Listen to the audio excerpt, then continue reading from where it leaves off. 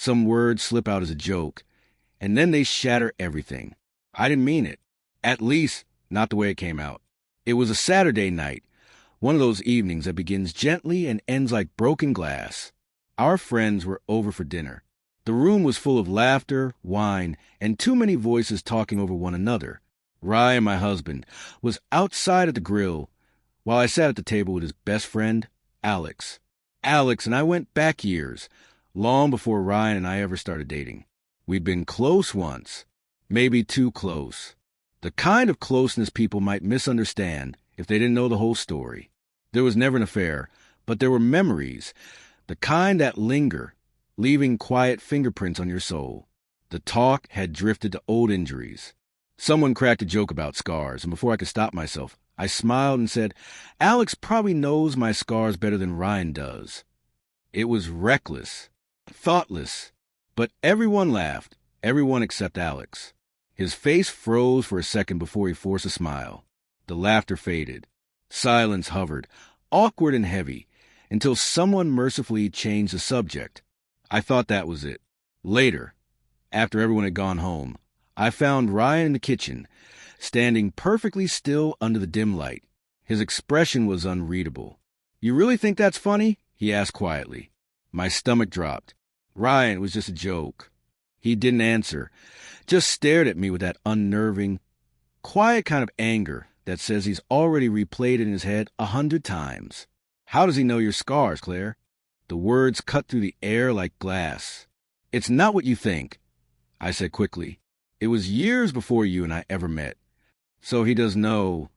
I tried to explain about how Alex and I trained for a charity climb back in college, how I slipped, tore my leg open, and how he'd helped me off that mountain, stayed with me through the hospital visit.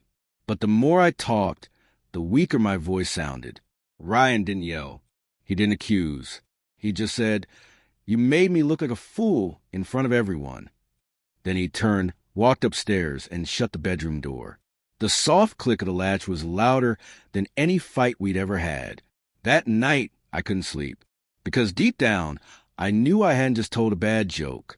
I had opened a door I thought was long sealed. The next morning, the house was painfully still. Ryan never came down for breakfast. His car keys were gone, and his phone went straight to voicemail. Silence wasn't new between us. But this felt different. He wasn't just angry. He was gone. All day, that sentence replayed in my head. Alex probably knows my scars better than Ryan does. What on earth had I been thinking? By noon, guilt had hardened into panic. I texted Alex. Did you talk to him? He called a few minutes later. My chest tightened when I heard his voice. What did you tell him, Alex? The truth, he said, but I don't think he believed me. When Ryan finally came home that night, he didn't even look at me. He walked past, straight upstairs, and started packing a duffel bag. Ryan, please, just listen to me. He zipped the bag and finally turned to me. I've listened to you for 7 years, Claire. Every time you said you loved me. Every time you said I was enough. His eyes were wet but steady. And then I hear you say he knows you better than I do. Do you realize what that sounds like? I stepped closer. It was a joke, a stupid one. I swear, there's nothing between us now. Maybe, he said sharply, but there was something. You admitted it. I shook my head. We were kids, Ryan. It meant nothing. Nothing? His voice cracked. You said it so easily, Claire, like it was a truth you've been hiding. He grabbed his bag and brushed past me. I reached for his arm, but he pulled away as if my touch burned. I need space, he said quietly. You've been keeping parts of yourself from me. Now I don't know what's real anymore. The door closed. The sound lingered like a wound. That night, I sat on the couch tracing the faint white scar on my leg, the one from that mountain. I ran my finger over it and thought about how much meaning a single mark can hold. To me, it was just a piece of the past. To Ryan, it had become a symbol of everything I'd kept hidden. And maybe, deep down, he was right. Some scars don't fade, they just change where they hurt. Days slipped by, then a week. Still no sign of him. His clothes were gone from the closet, but the faint scent of his cologne clung to the air. That warm, woody smell that once made me feel safe now only made my stomach twist. I called. I texted. I emailed. Nothing. Then one evening, a message popped up from an unknown number. He's staying at my brother's. He's okay. It was from Alex's wife, Lena. My heart sank. I hadn't even thought about the possibility that Ryan might go to Alex. The idea of them talking about me made my skin crawl with shame. I called her immediately.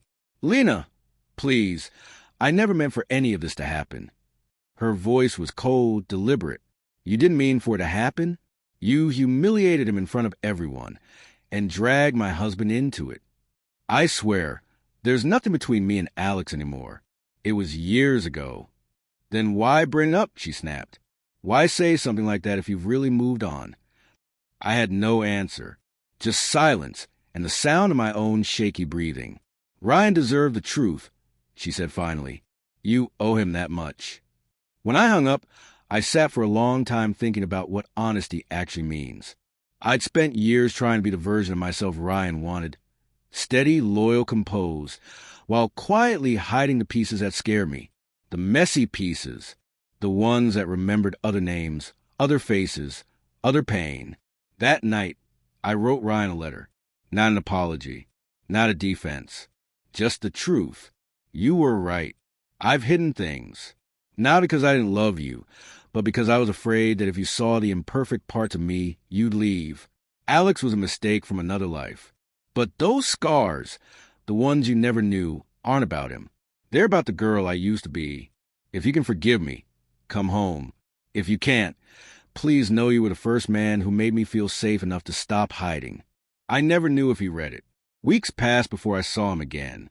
When he finally came home, he didn't say much. He just sat beside me on the couch, quiet, his eyes distant. Maybe forgiveness doesn't happen in words. Maybe it starts in silence, in the decision to stay. And that night, when he didn't walk away, I realized something simple and painful and real. Sometimes staying is its own kind of forgiveness.